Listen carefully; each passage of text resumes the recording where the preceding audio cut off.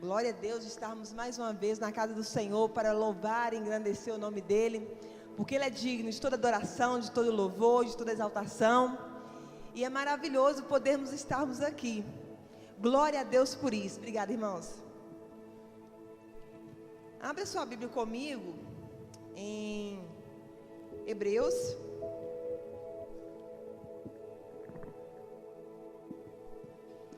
Na carta de Hebreus, capítulo 10.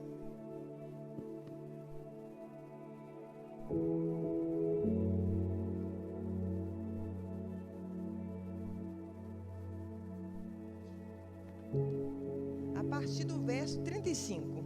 Hebreus 10, 35.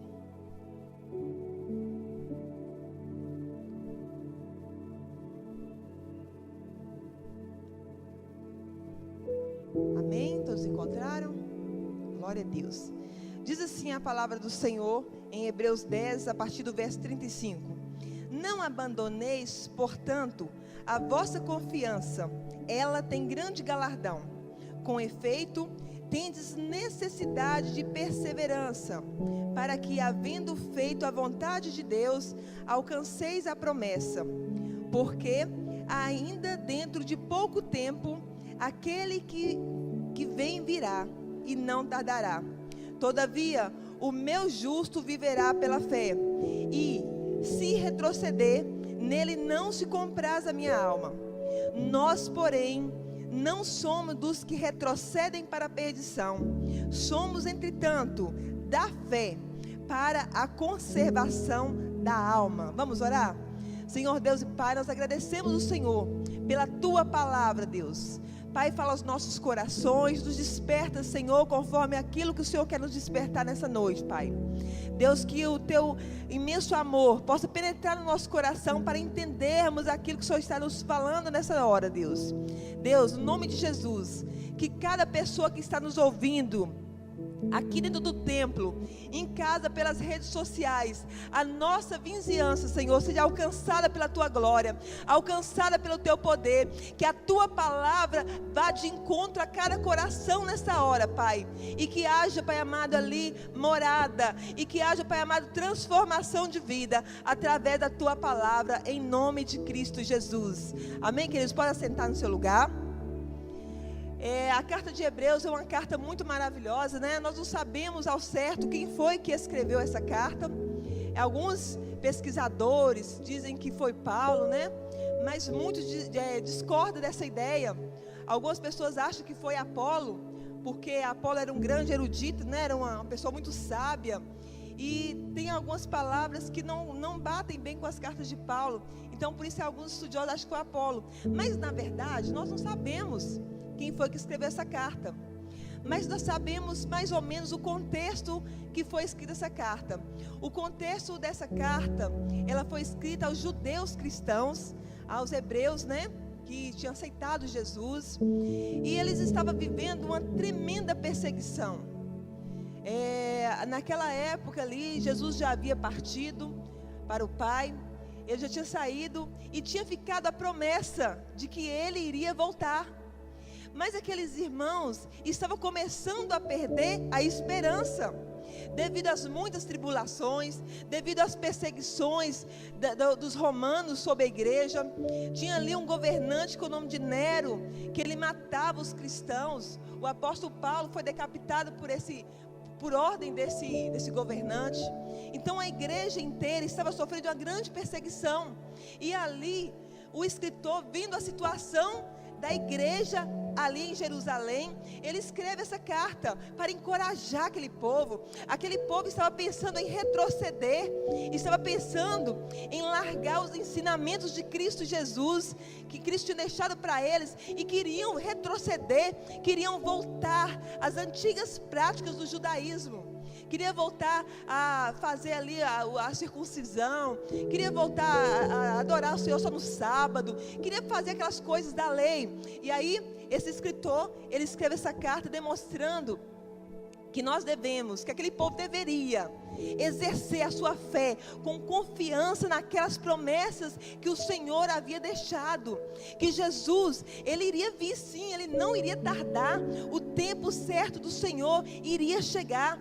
E aqui nesses pequenos versículos que nós lemos, nós vamos meditar neles, porque muitas vezes, amados, por algumas dificuldades que nós passamos na nossa vida, nós pensamos em retroceder, nós pensamos em deixar a nossa fé de lado, nós pensamos em deixar aquilo que Jesus nos ensinou a fazer, para poder seguir uma outra vida, da qual o Senhor não nos ordenou.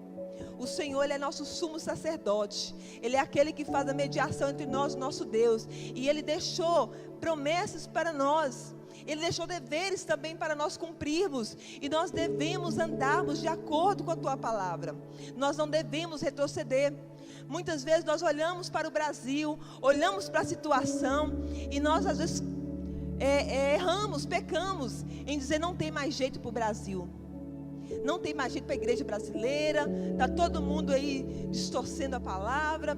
Querido, há um remanescente, e eu creio que eu e você somos esse remanescente que o Senhor escolheu, que o Senhor colocou aqui, para poder ministrar a palavra dele na vida de outras pessoas.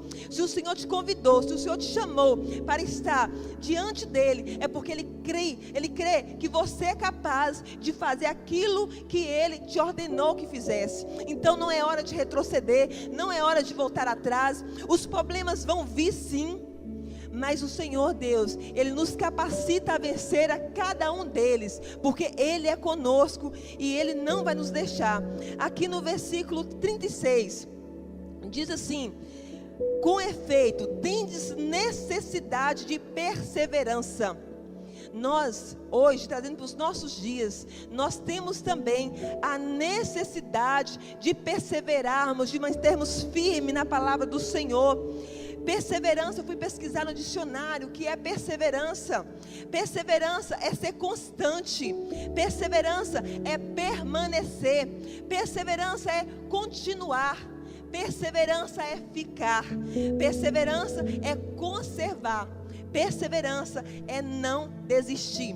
Em algumas traduções também fala que nós precisamos ter paciência. E eu também fui pesquisar a respeito de paciência. O que é ser paciente? Paciente é uma virtude. Paciência é ser uma pessoa serena. Paciente é ser uma pessoa conformada, é saber esperar o tempo certo, é ser calmo, é a capacidade de aguentar algo por submissão. Sede paciente. O Senhor nos ordenou que nós precisamos sermos perseverantes e pacientes, porque a promessa que Ele fez à sua igreja, os planos dele para a sua igreja, a palavra de Deus diz que os planos do Senhor não podem ser frustrados, e os planos que Ele tem sobre a minha vida, sobre a sua vida, vão se cumprir. Não importa o tempo, talvez você está ansioso porque as promessas que o Senhor Jesus fez na tua vida ainda não se cumpriu, mas eu quero te dizer essa hora, nessa noite: tenha paciência, seja perseverante, seja constante, seja firme, porque crer na palavra do Senhor, ela é a nossa regra de prática e fé.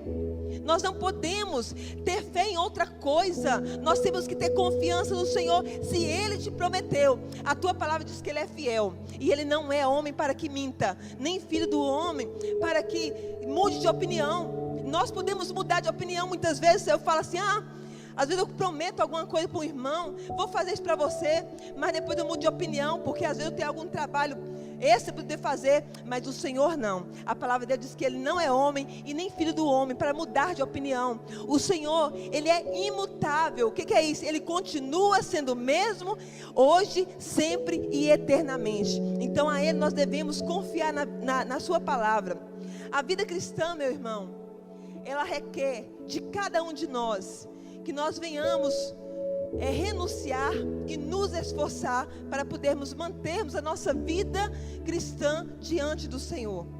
Não é somente chegar aqui, entrar numa igreja, aqui ou em outro lugar, e dizer ser cristão. Não, é preciso renúncia. Nós precisamos renunciar a muitas coisas da nossa vida, para que nós possamos, assim então, seguir o Senhor. Em Lucas, capítulo 9, versículo 23, diz assim: se alguém quer vir após mim, a si mesmo se negue, dia a dia tome a sua cruz e siga-me. É preciso um esforço para estarmos seguindo o Senhor.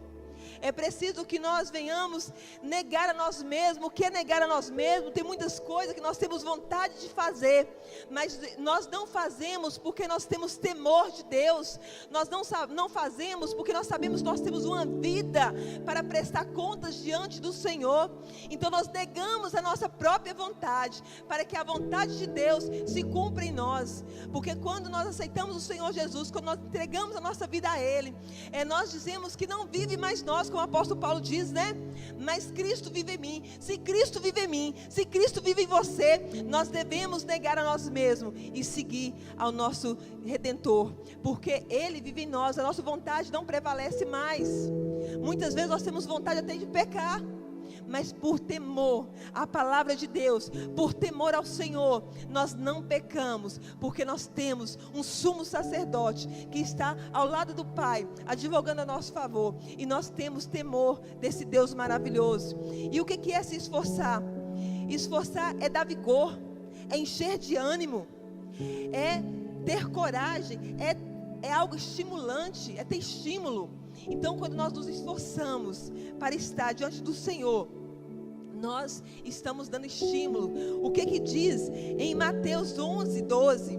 Diz assim, que desde os dias de João Batista até agora, o reino de Deus é tomado por esforço, e os que se esforçam se apoderam dele. Querida, é preciso esforço. Se nós deixarmos que Satanás venha nos tentar e nós cair na lábia dele, nós não vamos conseguir alcançar a coroa da vida eterna. Nós temos que nos esforçar, nós temos que estar diante do Senhor, negando a nós mesmos. Quando foi lido aqui do versículo 9 de Lucas, nós temos que negar o nosso próprio eu, nós temos que nos esforçar nessa vida cristã continuamente. Nós precisamos entender que as nossas tribulações aqui, elas produzem um grande peso de glória diante do Deus Altíssimo. Talvez você está passando por alguma dificuldade na sua vida. Talvez você está pensando em desistir. Mas eu quero te dizer essa noite, anime-se, esforça-te, porque o Senhor não te chamou para desistir.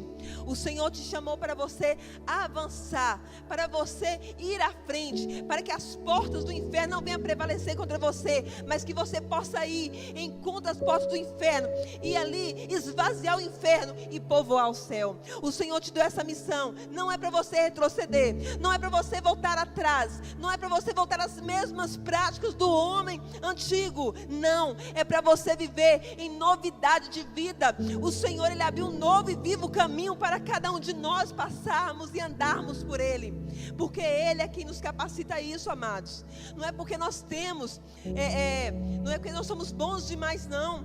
É porque quem mora em nós é que é bom. Quem mora em nós é que nos dá força, que produz fé em nós. E nós temos que ter em mente que essa leve e momentânea tribulação que nós passamos aqui no tempo presente, ela vai passar.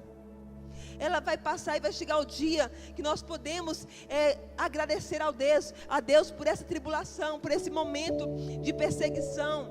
Porque, amados, é em casa que nós sabemos o que é perseguição. É os de casa que nos perseguem. Sabe quem é os de casa? É aqueles que estão mais próximos de você. Porque Satanás sabe aonde tocar, aonde que te toca, que te dói. Aí às vezes usa um irmão que você mais gosta, usa uma situação que você ama, usa um parente para poder te desagradar, para poder te afrontar. Com Jesus não foi diferente. Satanás, ele usou muitos dos seus aí para poder afrontar Jesus. Satanás usou os fariseus, Satanás usou até os amigos de Jesus. Uma vez Pedro, ele foi boca de Satanás quando ele falou com Jesus que não era para Jesus morrer, que ele não ia permitir aquilo. O que Jesus falou com ele? Afaste de mim, Satanás. Porque ele, naquele pequeno instante, ele deixou ser manobrado por Satanás. E muitas vezes, muitos irmãos ao nosso redor às vezes é manobrado por Satanás. E aí o apóstolo Paulo vai dizer em Efésios que a nossa luta não é contra carne e sangue. Nós temos que ter isso em mente. Às vezes, quando vem uma pessoa contra nós, com perseguição, com injúria, nos provocando, você tem que pensar: a minha luta não é contra esse irmão. A minha luta é contra as potestades do mundo espiritual.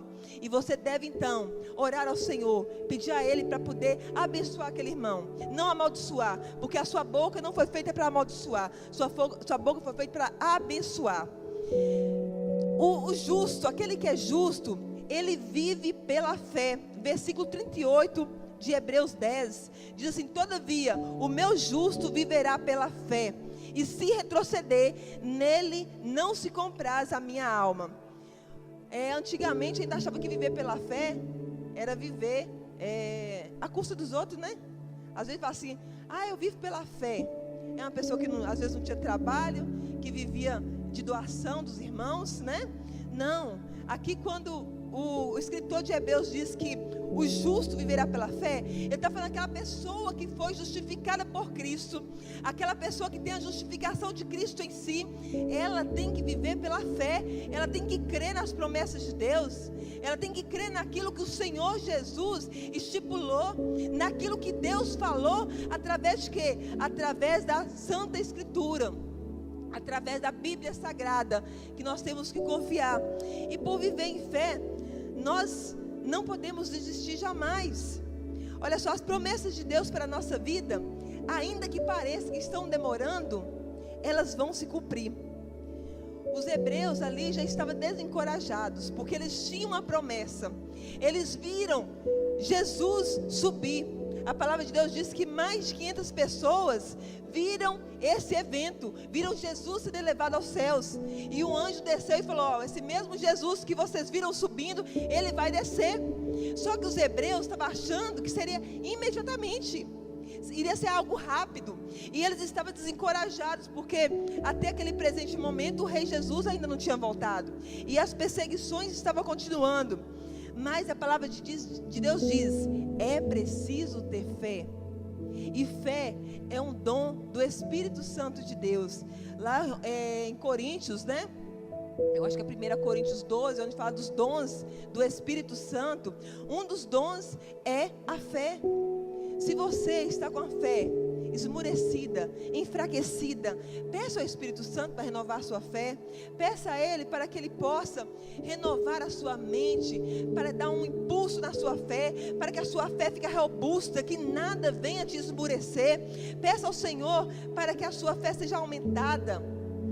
2 Coríntios, capítulo 5, versículo 7, vai dizer assim: visto que andamos por fé e não pelo que vemos. Nós não somos daquele que andamos pelo que vemos. Nós não somos daquele que confiamos na nossa conta bancária. Quando a nossa conta bancária está bem, nós estamos bem. Quando não está bem, a gente fica mal. Não, querido. Nós temos fé. Nós temos fé que o Senhor vai nos sustentar. Nós temos fé que em meio a essa pandemia nada vai nos atingir. E se nos atingir, o Senhor, Ele é fiel para nos curar. E se Ele não quiser nos curar, nós iremos para a glória diante do Deus Altíssimo, diante de Jesus. Olha que maravilha! Deus é maravilhoso. O cristão nunca perde. O cristão sempre ganha. Ainda que ele ache que está perdendo, ele está ganhando. Porque se nós formos acometidos por alguma doença e Deus não quiser curar e nós morrermos, isso é maravilha. Nós vamos estar de cara com o nosso mestre. O que Jesus disse para o ladrão da cruz? Hoje mesmo estarás comigo no paraíso. Então a pessoa, quando ela fecha os olhos aqui, ela abre lá do lado de Jesus Cristo. Aquele que é salvo, ele tem essa plena confiança. E nós devemos andar por fé. Efésios 2:8 diz assim: porque pela graça sois salvos, e isso é mediante a fé. É pela graça, mas você tem que ter fé. Porque se você não tiver fé, a graça não vai fazer aquilo que ela tem que fazer na sua vida. A graça, ela vai fazer aquilo na tua vida se você tiver fé, se você entender o sacrifício de Jesus por você na cruz. Fé é algo que vem desde os nossos antepassados, do nosso pai na fé. Aqui no capítulo 11 de Hebreus, o autor ele vai ilustrar, vai falar de vários patriarcas, vários heróis da fé, homens e fé, e foram abençoados por Deus. Ele cita várias pessoas, mas eu quero pegar somente Abraão, que Abraão pela fé, a palavra de Deus diz que ele entendeu e creu que pela fé ele seria pai de multidões, ainda que a sua mulher estéril. Isso é ter fé. A mulher dele era estéril, eles já eram velhos, idosos, mas ele teve fé que na palavra de Deus, que ele seria pai de multidões, e ele criou, e ele crê naquilo, e ele ali vira um pai de multidões. Ele também crê que Deus lhe daria uma terra boa, uma terra que mana leite e mel, e pela fé, a sua descendência conquistou essa terra, uma terra boa que mana leite e mel. Ele também creu pela fé que ele seria próspero, e a palavra de Deus diz que sobre a terra, Abraão foi um dos homens mais prósperos da terra. Não houve outro depois dele, a não ser Salomão, né, que foi o outro mais próspero, mas Abraão foi um homem muito próspero. Pela fé também Abraão creu que a sua descendência seria abençoada por Deus, porque ele tinha essa promessa. E pela fé, eu e você, nós somos abençoados por Deus, por conta da promessa que Deus fez a Abraão, que através do seu descendente, todas as nações da terra seriam abençoadas. E quem é o descendente dele? Quem é o descendente lá? É Jesus Cristo. Todo aquele que é nascido de Cristo é abençoado. Também pela fé, Abraão creu que Deus iria prover um sacrifício para si, no lugar de seu filho. Abraão foi ali, Deus pediu para Abraão que desse o filho dele, imolado no altar. E Abraão levou aquele filho até o altar, e ele subiu ali, dizendo que Deus iria prover um sacrifício para si. Quando fala que Deus é o provedor, não é que Deus vai prover qualquer coisa para mim, em pessoal. Não, Deus vai prover o sacrifício fiel. E Ele proveu o sacrifício justo. Foi Jesus Cristo na cruz do Calvário. Esse é o sacrifício que Deus proveu para si mesmo, para encobrir, para perdoar o meu e o seu pecado. Abraão creu que mesmo que Isaac viesse a morrer, Deus era fiel para ressuscitá-lo. Isso é fé. E Abraão foi salvo pela fé, porque a salvação é por meio da graça hoje, mas a fé, ela é importante desde a fundação do mundo. É pela fé. Então nós devemos ter fé. Abraão entendia algo que o escritor de Hebreus deixou escrito para os hebreus, que está lá em Hebreus 11, versículo 6, que diz assim: de fato, sem fé é impossível agradar a Deus. Portanto, é necessário que aquele que se aproxima de Deus creia que Ele existe e que Ele é galardoador dos que o buscam. Querido, se nós viemos aproximarmos de Deus e não tivermos fé, nada adiantará. Nós temos que entender que é através da fé que nós vamos agradar a Deus. Porque se nós não tivermos fé, como que nós vamos agradar a Deus? Como que nós vamos confiar na Tua palavra para fazer a Tua vontade? É através da fé que nós agradamos a Deus. E a palavra de Deus, ela é muito enfática quanto a isso. Sem fé é impossível agradar a Deus. Nós temos que entender que Ele existe e que Ele vai ser aquele que presenteia a cada um de nós. Temos que sermos pacientes e aguardarmos com confiança a promessa de Cristo Jesus. Cristo prometeu que Ele voltaria. E aqui a palavra de Deus diz aqui que Ele virá e não tardará.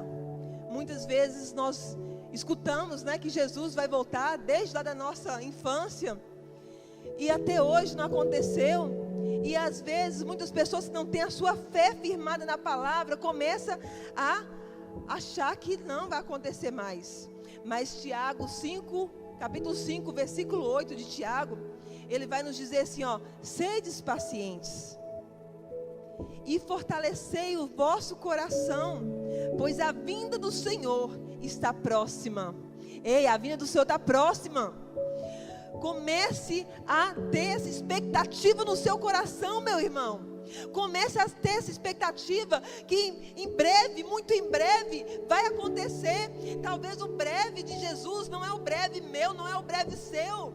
Talvez o breve do Senhor Jesus vai demorar um pouco, nos nossos dias contados, mas o nosso tempo não é igual ao tempo de Deus. A palavra de Deus diz que um dia para Deus como fosse 1000 anos como um dia. Que coisa louca! Mas Deus tem o tempo certo, o tempo determinado. Jesus, quando ele esteve aqui, ele disse que nem ele mesmo sabia qual era o tempo, mas vai acontecer. Se nós temos fé de confiar, nós temos que confiar que essa palavra vai acontecer. Nós não podemos retroceder achando que está tardando a vinda de Cristo. Nós temos que continuar firmes nessa proposta que o Senhor nos fez. E Hebreus 12, versículo 2 diz assim: olhando firmemente para o autor e consumador da nossa fé, Jesus, o qual, em troca da alegria que lhe estava proposta, suportou a cruz, não fazendo caso da ignominia, e está sentado à destra do trono de Deus. Esse versículo me chama muita atenção, porque ele fala assim, ó: em troca da alegria que lhe estava proposta. Tinha muita coisa que Jesus poderia fazer como homem carnal, mas ele preferiu passar pela vergonha da cruz. Era vergonhoso, irmãos, um homem ir para a cruz. E era muito vergonhoso, porque quando o homem ia para a cruz, morrer na cruz, era um pecado, era um crime muito odioso, né, que fala? Era um crime assim, horrível. E Jesus, não tendo nenhum crime, nenhum pecado, ele foi exposto na cruz. E a palavra de Deus diz que aqueles que estavam ali crucificando ele, os soldados romanos, rasgaram as suas vestes, dividiram, lançaram sorte sobre as suas vestes. Além de estar passando a vergonha de morrer numa cruz, ele ainda passava a vergonha de morrer nu. Jesus morreu nu. Sabe para quê, meu querido? Por conta de mim, por conta de você, que não vale nada, me desculpe te falar, não valemos nada, mas ele passou essa vergonha por nossa causa, para que nós pudéssemos ter a fé, para que nós pudéssemos olhar para ele e espelhar nele, através dessa fé que ele ali professou diante do Pai. Ele poderia muito bem sim ter recusado, mas ele não recusou. O propósito da vida dele era morrer por mim e por você, e ele levou esse propósito até o fim. O propósito para a minha vida, para a sua vida, é pregar a palavra, é falar do amor de Deus para aqueles que ainda não conhecem o Senhor. E por que você está com essa boca calada? Por que você não abre essa boca nem para falar com seu vizinho, nem para mandar uma mensagem no WhatsApp? Você não usa esses dedos. Querido, é preciso ter fé. Não podemos retroceder. Nós precisamos sim cumprir o propósito que Deus colocou para cada um de nós fazermos aqui nessa terra. Nós precisamos cumprir esse propósito, porque a palavra de Deus diz que Deus, Ele é galardoador daqueles que buscam. Daqueles que o buscam, Deus tem presente, Deus tem recompensa para te dar. E a palavra de Deus vai nos dizer que são coisas inimagináveis o que Deus tem para nós. Nem olhos viram, nem ouvidos ouviram, nem sequer subiu ao coração do homem. São as coisas que o Senhor tem preparado para nós, e Ele tem revelado dia após dia através do teu Espírito Santo.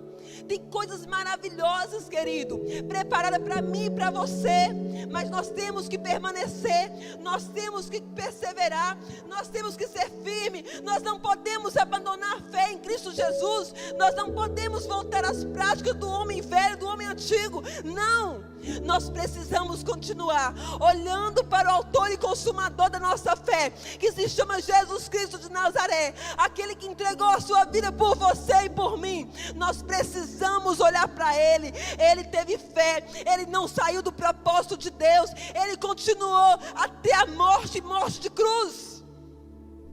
Nós precisamos disso, querido. Nós precisamos perseverar. E quando nós perseverarmos, nós iremos encontrar a recompensa lá no final. Hebreus 6:10 diz assim: porque Deus não é injusto para ficar esquecido do vosso trabalho e do vosso amor, que evidenciaste para com o seu nome, pois serviste e ainda serve aos santos. O seu trabalho aqui na terra não vai ficar esquecido, não. Talvez a Cleide não vê, talvez o pastor João não consegue ver, talvez o pastor Natanael não consegue ver, talvez o seu líder não consegue ver, mas o Senhor consegue ver. O Senhor contempla o que você está fazendo aqui, e Ele vai te recompensar no último dia. O seu trabalho não vai ficar em vão. Então, como diz 1 Coríntios 15:58, sejam firmes e constantes, sempre abundantes na obra do Senhor, porque o vosso trabalho não é em vão. Vai haver recompensa, sim, vai haver uma recompensa lá no final, vai haver a salvação, você com o corpo glorificado, entrando no trono de Deus ali, assentando com o Senhor Jesus, porque você tem que saber quem você é. Você é aquele que é lavado e remido pelo sangue de Jesus. E todas as coisas que Jesus conquistou na cruz do Calvário é direito seu, querido. O Senhor te deu esse direito. E em Apocalipse vai dizer que aquele que vencer terá muitas dádivas, terá muitos presentes. Eu amo ler esses versículos em Apocalipse. Eu vou só citar e vou ler para você aqui, ó. Apocalipse 2:7 diz assim: ao vencedor dar-lhe-ei de se alimentar da árvore da vida que se encontra no paraíso. Você nunca mais vai morrer, você vai alimentar da árvore da vida. Olha que maravilha! Ao ser fiel até a morte, Apocalipse 2:10, e dar-te-ei a coroa da vida. Apocalipse 2:11, o vencedor de nenhum modo sofrerá o dano da segunda morte. Apocalipse 2:17, ao vencedor dar-lhe-ei do maná escondido, bem como lhe darei uma pedrinha branca, e sobre essa pedrinha é escrito o seu novo nome, o qual ninguém conhece, exceto aquele que recebe. Apocalipse 2:26, ao vencedor que guardar até o fim as minhas obras, eu lhe darei autoridade sobre as nações. Apocalipse 3:5, o vencedor será assim vestido de vestiduras brancas, e de modo nenhum apagarei o seu nome no livro da vida. Nosso nome vai estar escrito lá, não vai ser apagado, porque nós vamos permanecer fiel ao Senhor. Apocalipse 3:12, ao vencedor falo-ei coluna no santuário do meu Deus, e daí jamais sairá. Gravarei também sobre ele o meu nome, o nome do meu Deus, e o nome da cidade do meu Deus, a nova Jerusalém de Cristo. Você será marcado, você tem um dono, o seu dono é Deus, o seu nome é Jesus, e o nome dele vai estar marcado sobre você. Apocalipse 3:21 diz assim: ao vencedor dar-lhe-ei de assentar comigo no meu trono, assim como também eu venci e me sentei com meu Pai no seu trono. Oh, glória a Deus! É motivo de alegria, irmãos, perseverarmos, passarmos por prova, por provações. Nós iremos sentar à direita de Deus Pai, assim como o Filho também está sentado, porque aquilo que Ele conquistou é para nós também. No nome de Jesus, querido, persevere. Que essa palavra venha te encorajar, que você não venha esmorecer, mas que você possa perseverar em abundância diante do Senhor. Continue fazendo a obra aqui, o seu trabalho será reconhecido lá na glória, e vai ser recompensado diante de todos. Fique de pé no seu lugar. Vamos orar ao Senhor, vamos agradecer a Ele, porque Ele é abundante para conosco, Ele é fiel para conosco. Oh Senhor Deus, obrigado Senhor, porque o Senhor é bom, as Tuas misericórdias duram de geração em geração, e nós, Pai amado, queremos, Pai amado, perseverarmos. Queremos, Senhor, que no nome de Cristo Jesus, nós não venhamos esmurecer, nós não queremos, Senhor, perder a coroa da vida eterna, mas nós queremos, Senhor, entrar no Santo dos Santos. Nós queremos entrar, meu Deus, no trono da glória de Deus, juntamente contigo, Jesus, porque aquilo que o Senhor conquistou, Pai amado, o Senhor também nos faz herdeiros contigo, Senhor Jesus. Ó Deus, que nós não venhamos retroceder, não nos deixe retroceder, Pai amado, porque a tua palavra diz, Senhor amado, que aquele que retroceder, a tua alma não compraz nele, mas nós queremos agradar ao Senhor, Pai amado. Deus, que a tua igreja, Senhor Jesus, não venha retroceder, mas que a fé da tua igreja seja aumentada a cada dia, que a fé da tua igreja, meu Deus, seja aumentada a cada dia, Senhor. Não deixe, meu Deus, que o teu povo venha esmurecer, venha cair em desânimo, mas que eles possam ter a sua fé revigorada em Cristo Jesus. Deus, muito obrigado, Senhor. Deus, abençoa a tua igreja em nome de Cristo Jesus. Amém. Glória a Deus.